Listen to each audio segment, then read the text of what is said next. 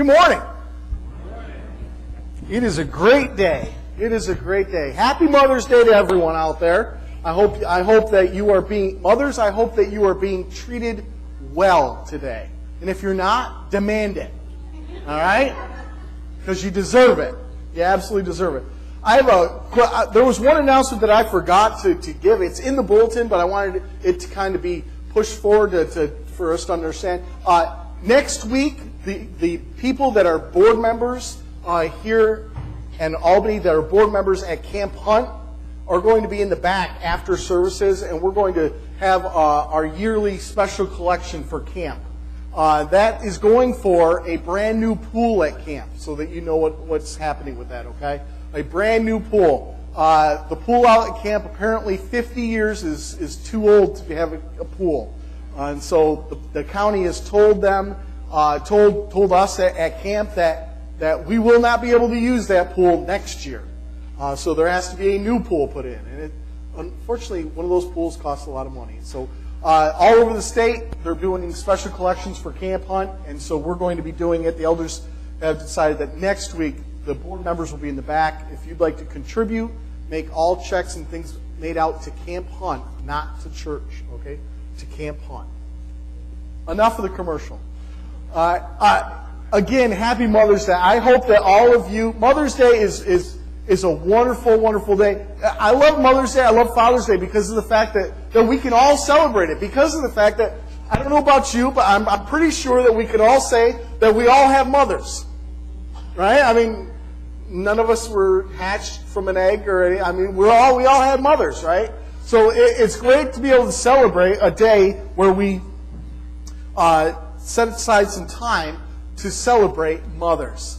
I love Proverbs 31, the description of a noble woman. It really depicts what God had intended a mother to be. She is far more than what most people give her the opportunity to be. She is so much more. Anybody remember the late 70s and 80s? Those of you who are old enough. Remember? No, some of you don't remember this. I don't know. So anyhow, remember when football was not necessarily on all the time? Remember those days when you couldn't see every single football game because they didn't broadcast everything? Only certain ones were broadcast. Remember, and the football players were just really excited about being on TV because it really didn't happen. There wasn't this where you could just go to a channel and see every single game thing. There was, when they were on TV, they were really excited about it. And all you guys that watched football back then, everybody that watched football back then, not just guys, but all of you that watched football, what's the first thing they did? Hi, Mom! Hi, Mom! Right? Every single one of them. There's this special bond that mothers have with their children. Now, the reason I'm doing that is because this is twofold. One, I remember that vividly. And two, I was thinking about a story I could tell about my mother. Right? And I was thinking of all these stories, and I was thinking, wow, I could really get myself into some trouble today. And then I thought, well, my mother's in Oklahoma. But you see, when I was down for my grandfather's funeral, I actually set her tablet up to go to YouTube on that YouTube channel that Dan set up for the church, and she can watch all of the sermons now. Isn't that great? So my message this morning was twofold. Hi, Mom! Happy Mother's Day! That's the last story I'm going to tell about her. We have a special bond with our moms. A very special mom. A very special bond. And that bond, I believe, is created because of the fact that right off the bat, when God created the world, when God created all things, the first thing He realized as He created everything is He looked down and He said, you know what? It is not good for man to be alone. I prove that almost daily. And so it is one of those things that we should not be alone. And so He gives us someone to help us out in our lives. And so God brings two people together to help each other out. And through that relationship, children are created. Children are created. And that bond that the moms have, that you moms have with your children, is something very, very special. It's a bond with a little more compassion. I have to admit, my wife is a lot more compassionate than I am. I grew up in a time where all of my coaches and everything, you got hurt, you were bleeding, your coach said the famous words, right? Get up and walk it off. And I still kind of live that way, unfortunately, for my sons. But get up and walk it off, is the form of compassion that I may have. But my wife will take my son into her arms, and she will hold him, and she will put a cold cloth on the cut, and she has that compassion. Mothers were given that compassion that, let's just say, all fathers don't have. Some do. I'm not going to discount that. But some do and some don't. But mothers, it seems like all mothers have that compassion. And so God has given that special bond of compassion. But I also think there's a special bond of love that's been given also. It's a very, very special bond of love that, I won't tell a story about my mother, and I really I don't want to tell stories about myself either, because that just gets me into more trouble. But I did a lot of terrible things when I was a kid. I really did. I did a lot of things I wasn't proud about. And my mother knows about those things, and my mother still loves me. I'll always be my mother's son. And she'll always be my mom. And that bond of love that we have, that you have with your children, is a special bond that I truly believe is a gift from God. And so I say that to say this. Today, treat your mother the way she ought to be treated. Treat your mother high above anything else. As Eddie told the story this morning about his mom, I think it's true probably for most of our moms. Always putting first their kids before themselves. That's what moms do. So treat your mom, put her first today. Raise her up before God. I want to look at a few different mothers in the Bible. Now, I have to tell you, I narrowed this down. I started off at the end of last week working on my sermon this week. I started off with 7 different mothers in the Bible. And then I started outlining it and looking through it, and I said, wow, they probably want to go to lunch with their mothers. And so I cut it down to just 3. 3 different mothers. And the first one I want you to look at is, open your Bibles to 1 Samuel chapter 1. 1 Samuel chapter 1 is the story of Hannah. And we know the story of, if you've read the story of Hannah before, it's a great story of a mother who is willing to do almost anything. In verse 1 it says, there was a certain man from Rathman, a Zephonite, from the hill country of Ephraim, whose name was Elkanah, son of Jeroham, and the son of Elihu, and the son of Tohu, and the son of Zuph, an Ephraimite. He had 2 wives. One was Hannah, and one was Peninnah. And Peninnah had children, and Hannah had none.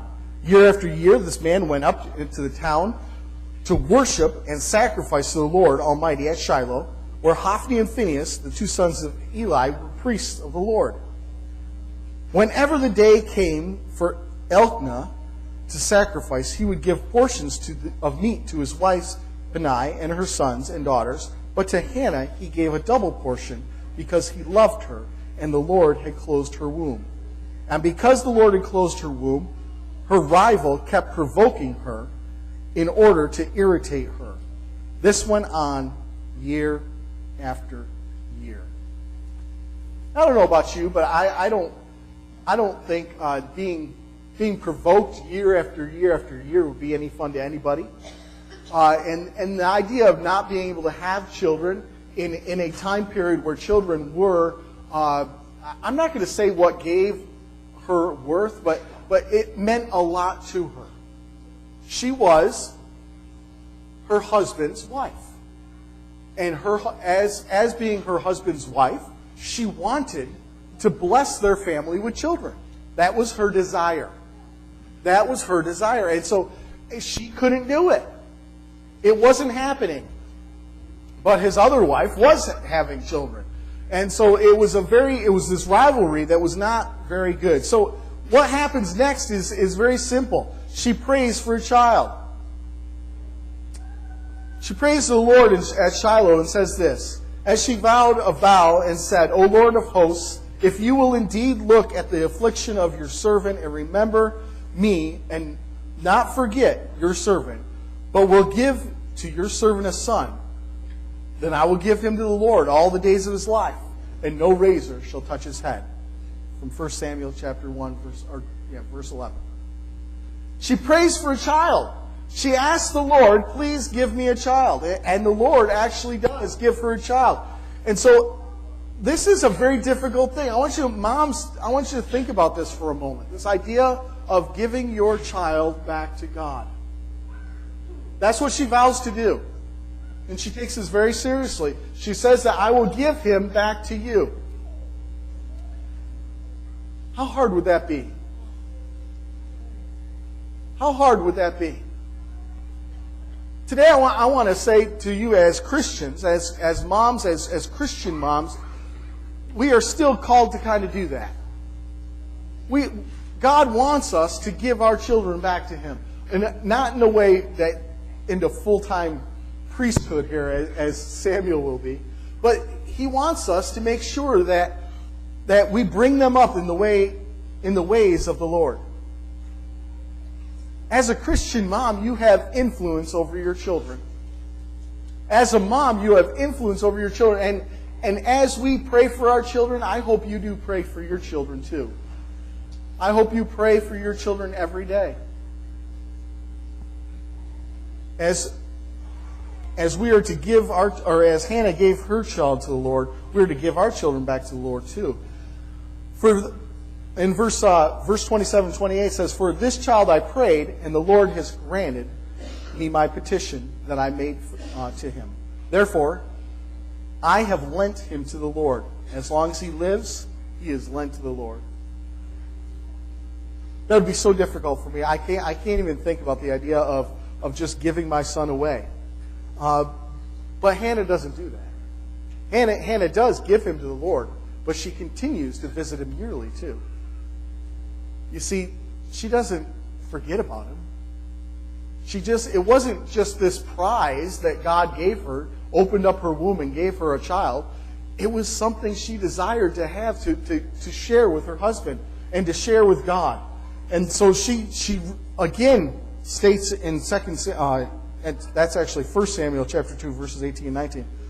Samuel was ministering before the Lord, a boy clothed with a linen ephod, and his mother used to make him a little robe and take it to him each year as she went up with her husband to offer a yearly sacrifice.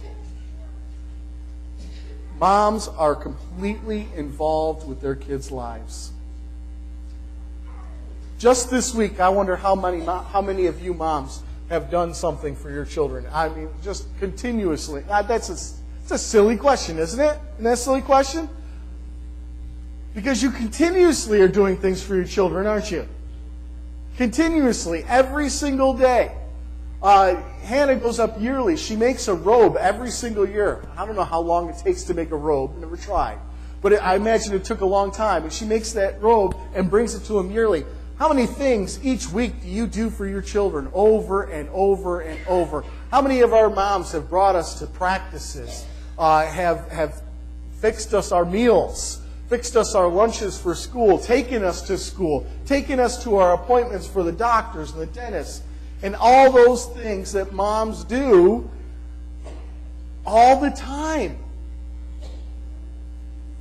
that we truly need to be thankful for. Hannah wanted so badly to have a child. She was willing to give him back to the Lord. Because it's such a blessing to have a child. The second lady I'd like you to look at is Moses' mother. Moses' mother is an interesting mom. that she seems to, if you initially read the story of Moses, it's one that you look at and go, wow, really, that's amazing how all that happens. If you really look into it, Moses' mom really loves her son a lot.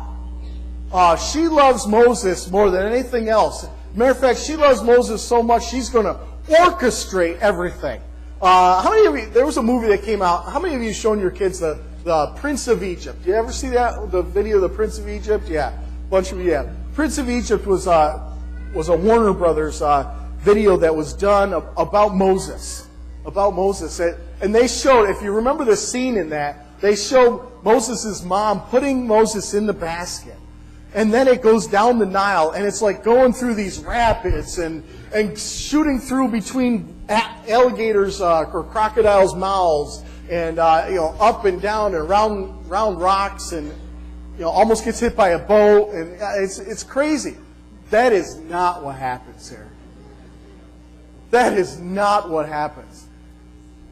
Moses' mother loves him so much that first and foremost hid him for 3 months. Now this is love. I'm telling you right now. Who's in danger here? Well, Moses is in danger. No, the entire family is in danger here. The entire family is in danger of being killed. There has been a decree made that all the male Israelite children are supposed to be thrown into the Nile, so that they cannot continue to procreate, so they cannot continue to grow. They were just becoming too numerous in Egypt. She hides him. Now a man of the house of Levi went and took his wife, a wife of a Levite woman. The woman conceived and bore a son, and she saw that he was a fine child, and she hid him for 3 months. For 3 months, she hid the crying. For 3 months, she hid the fact that she even had a child. How she did that, I have no idea. Because I'm going to tell you right now, all of my kids, I don't know about you, but all of my kids, the entire neighborhood knew I had kids. Okay? Everybody knew. But she hides him for 3 months because of the love that she had, the special bond, that special love that she has. And then she goes and she decides after 3 months that she is going to float him down the Nile. Now, it's not like the Prince of Egypt where she's going, the basket's just going crazy through the rapids. She knows exactly where it's going to go. She fixes the basket up, and she puts it amongst the reeds. And she tells Moses' sister, keep an eye on it. And she puts it right where she knows that the Pharaoh's daughter is going to come.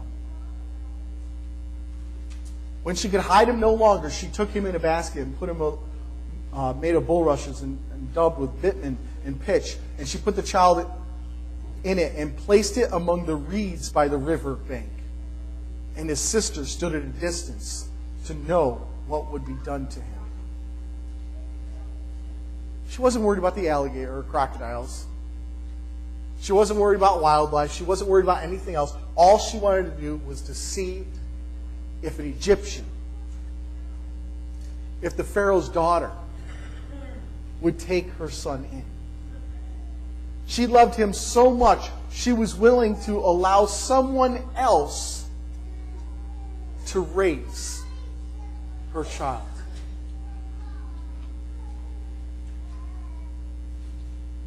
So she floated him down the Nile, right into the arms of the Pharaoh. His mother still watched over him through Moses' sister. Then his sister said to Pharaoh's daughter, "Shall I go and call you a nurse from a Hebrew woman to nurse the child for you?" I love that. This is orchestrated. This is complete. We're going to take this baby, we're going to put him amongst the reeds, right where Pharaoh is going to come down to the river. And then, when the sister sees the Pharaoh actually see the baby, she's going to come up and offer and say, "Hey, I could find somebody who could nurse this baby for you. I just might happen to know someone." And Pharaoh's daughter said to her, "Go, So the girl went and called the child's mother. And Pharaoh's daughter said to her, "Take this child away and nurse him for me, and I will give you your wages." So the woman took the child and nursed him. I love this because of the fact that not only she orchestrated this, she's getting paid to be Moses' mother now. This is fantastic. Moses' mother loved him so dearly, she went through great lengths to take care of him for his life. I know a lot of you moms out there do everything that you possibly can to point your children in the right direction. And for many of you out there, you have accomplished great things. But I want to tell you something. For some moms, dads, kids grow up and have their own minds.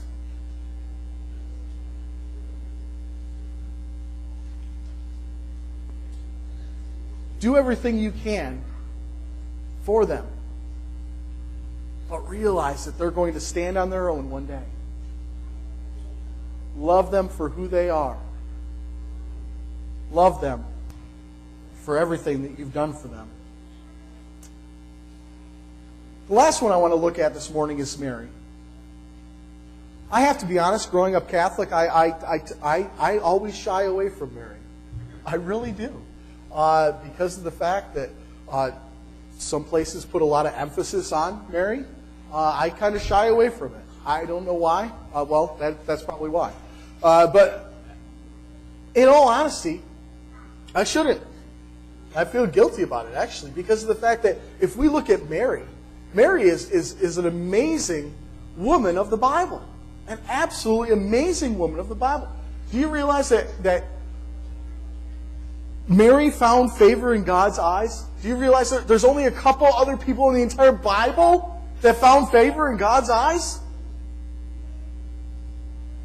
That out of everyone in the entire world,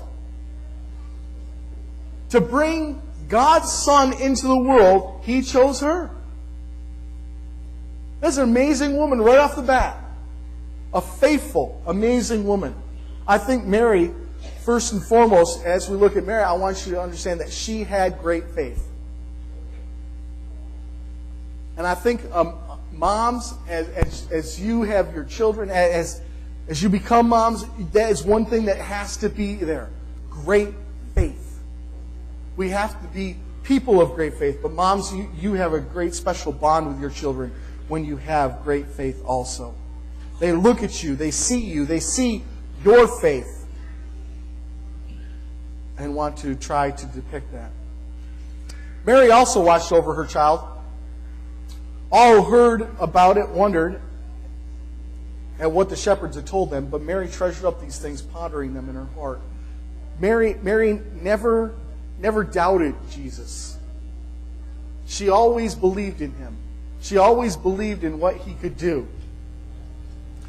So much so that even when she was involved in His life, and involved, meaning she continued to tell Him what to do, she tried to, on the third day of the wedding here in Cana, the third day of the wedding at Cana in Galilee, and the mother of Jesus was there. Jesus was also invited to the wedding with His disciples. She was there in Canaan when they ran out of the wine. And the first thing she does is she goes to her son and says, "Take care of it. Take care of it." Because she knows He can. She knows that He has the potential to do it. So she's involved in His life. Moms are always involved in our lives. I cannot remember a time when my mother wasn't around for the things that were important to me. She was always there. When it came to my concerts or my football games or any other sporting events. She was always there for me when I needed help. When I was struggling, she was always there for me. She was there for me when I was sick. When I was struggling emotionally. She was always there for me. Mothers are like that. Mothers have a special bond of love and compassion. Mary was also always there. Even when her son went to a cross. Even when her son went to a cross for something that she knew he didn't do. Even though she knew he was innocent, she was there. From the cross, Jesus says this. When Jesus saw his mother and the disciples whom he loved standing nearby, he said to his mother, "Woman, behold your son." And then he said to the disciple, "Behold your mother." And from that hour, the disciple took her to his own home. In the end, from the cross, Mary was taken care of by her son. Her son continued to show the love that he had for his mother. We need to make sure that we do our best on this day and every day to show our appreciation to our moms. Now, none of our moms are perfect, except mine. None of our moms are perfect. But the simple fact is, they always have our best interests in mind. Embrace that special bond you have with your children, moms. And kids of all ages, all of us, embrace that love that your mom has for you. Enjoy it. Relish in it. Moms are given to us for many reasons. They're given to us to show us what true love is. They're given to us to have a special bond. And they're given to us to help us learn compassion. Proverbs 31, verse 28. Her children rise up and call her blessed. Her husband also, and he praises her. We come here every Sunday to worship a God that loves us so greatly. And one of the gifts that he's given us is mothers. And so as you go today and rejoice with your mom, remember that she is a gift from God. I hope if you are struggling today at all, if you need anything today, that you know that you are in the right place. We are a group of people, we are a family of people that come together each week to worship a God that loves us so dearly, and we're here to worship Him, but also to show our love and our edification to each other. We're here to help you. You're here to help me. We're here to help each other, to build each other up so that we can continue to live in this world that we struggle in each and every day. So in a moment, we're going to have a song. And during that song, we're going to have an invitation. If you need anything that we can help you with this morning, please come as we stand and sing.